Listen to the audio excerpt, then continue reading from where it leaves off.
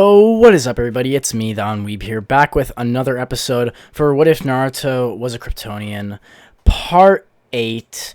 We'll be getting into that right now. I hope you guys are excited for that, and let's just get right into the recap. But before I do, make sure to hit the like button, comment down below what you thought of this video, and subscribe to the channel. Hit the notification bell for more. And if you want to interact with me on a more personal level and everyone else in the community, make sure to check out my Discord server. I post updates there, as well as just hang on there sometimes in general.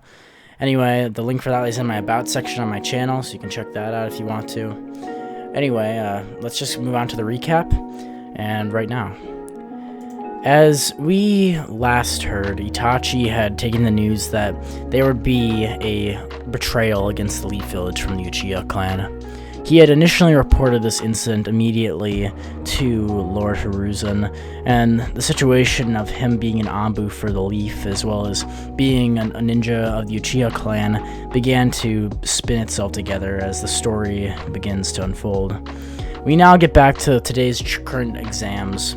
Naruto had been training with Itachi during the last week as they prepare for the Chunin exams in the Sand Village. 3 days before the Chunin exams are to be held, all the Leaf Ninja who would be going, or to be escorted by the Jonins who would be going with them, as they begin their journey across the desert towards the Land of Wind and towards the Chunin exams. As we head into this story, we then see that Naruto is worried about Itachi, as Itachi looks a little bit more like he hasn't had sleep in weeks, and his eyes have shadows under them as if he has problems that he's thinking about. Naruto's never seen Itachi look more distraught or worried about anything before. He then pats his shoulder, telling Itachi with a smile that they're for sure going to pass the Chunin exams, as Itachi looks up and has a faint smile on his face, but Naruto's still worried about him. As they continue trekking their way through the desert, all the Leaf Ninja are quite excited as the Genin are ready to become Chunin. Shisui, who is going along with as one of the Jonin instructors heading along with them, is preparing for another sandstorm, as the entire party of Leaf Ninja scouting ahead return backwards, including with Shisui, announcing that a large sandstorm will be heading this way. The entire group then heads into a cave where Naruto relaxes as Yuki, Itachi, him, and Shisui play some shogi together. At that point, after the storm is blown over, the entire party of Leaf Ninja get out of the cave as they begin their long trek. After many hot, grueling days under the sun and avoiding sandstorms, all of the Leaf Ninja finally assembled as they walk into the Sand Village. Naruto looks by towards the cave that had recently opened that Shinobi had been searching through, but they couldn't find anything except some ice as well as some water reserves, which is now being used as a well location. And he thinks back to his ship that his father had sent for him there. Naruto is wearing his Kryptonian's uniform that had been given to him by his father, with its black and orange and as well as bluish coloring that has been mixed in, as I've talked about last time. As the entire team that Naruto's with, as well as the rest of the Leaf Shinobi who attended, get into the Sand Village itself, they all begin to go towards the first exam location, as they had said that the first exam location be held in the tallest tower in the Sand Village, about 5 blocks away from the Hokage's office. And so the entire team begins to head towards that area. As the team climbs up as they head towards the tower, a Chunin that's already standing there wearing the Sans uniform says that the first examination of theirs is to see who can reach the top of the tower the fastest. The first 10 teams who actually reach that top section of the tower will be able to pass on to the next part of the exam. Immediately, Naruto begins to try and fly up, and suddenly the Chunin appears out of nowhere, jumping on top of the wall and slapping Naruto on the head so he goes back down. He just says that you didn't let him finish, as he then says that while climbing this tower, you cannot use any type of jutsu in order for example, to fly. Naruto sighs as he decides he'll have to use his own strength in order to get up there. And so, the entire team begins to get inside of the tower. As they walk into the tower, they then look up to see that there are already 3 teams who are climbing. You can see that there's already 3 teams that are looking similar to that of small blips that are climbing almost near the top of the tower. As they look to each sides of the tower walls, there are many different handholds and footholds, like a giant rock climbing wall. Immediately, Naruto rushes over to one as Itachi decides to do the same. Shisui is waiting outside as he just merely climbs and basically uses his own jutsu to get to the top of the tower immediately, with the rest of the Jonin who are now waiting for their next competition, as they aren't participating obviously, and so they wanted to watch from the top down. As Shisui looks down using his Sharingan, he can see that Itachi is using his Sharingan to analyze if the rocks are safe and stable, while Naruto is just brute forcing his way to the top. Naruto goes to the flattest wall that is near there, the one of almost no handholds, and quickly digs out his own handholds into the side of the wall, which shocks a ton of the Jonin as well as the Kazekage who is watching from a distance, who's kind of amazed at this as Naruto climbs on his own free strength as he makes it all the way to the top in a matter of minutes, beating out the other few teams who were getting up there. He then jumps to the top of the roof and uses chakra control to stick himself there.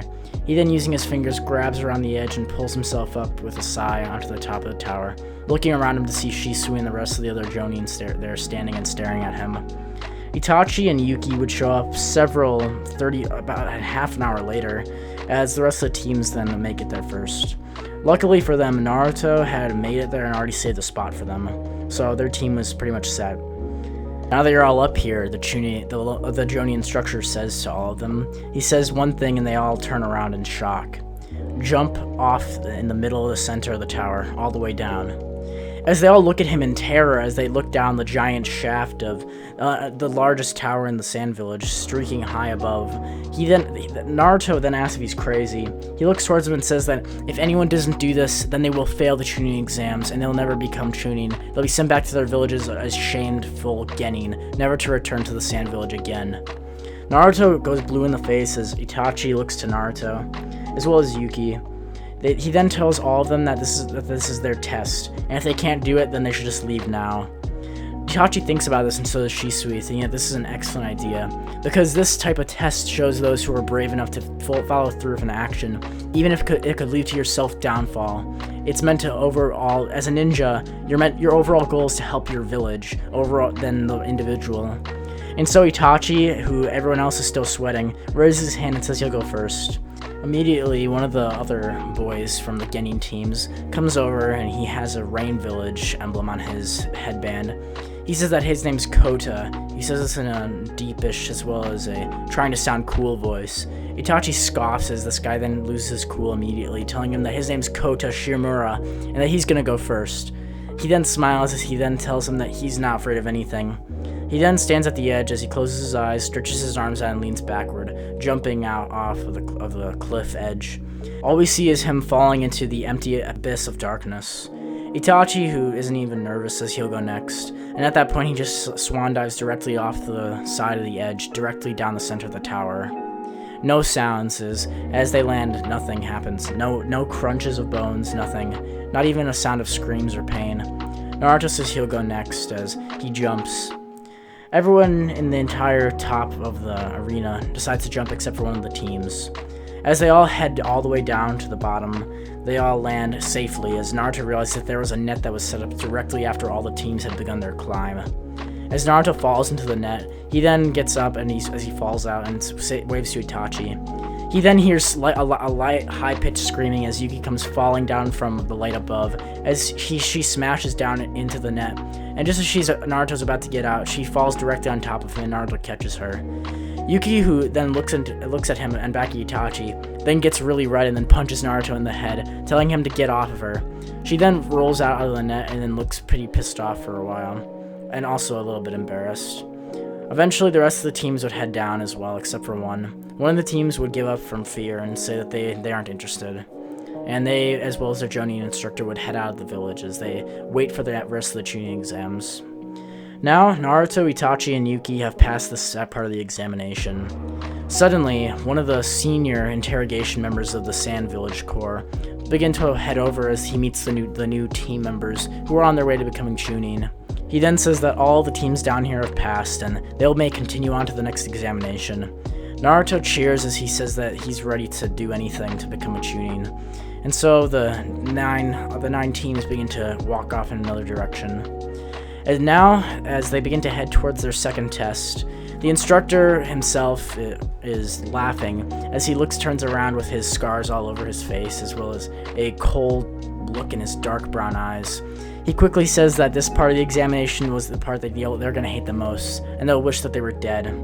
As they then walk to a large area.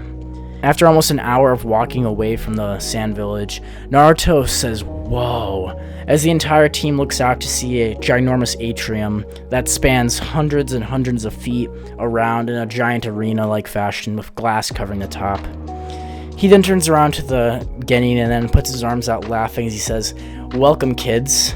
It's your turn to try and become a Chunin, and this is your second examination. Try not to die." As he then tells everyone to head on down as they're gonna take their examination. As all the teams head down into the atrium, they see large doors all over the sides.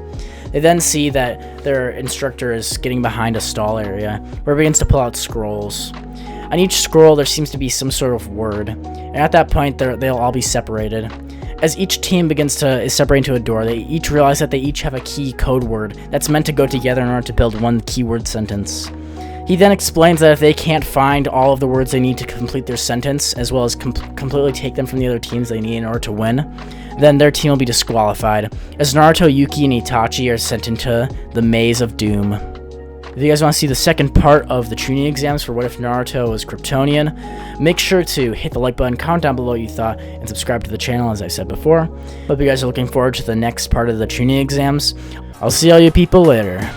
Bye.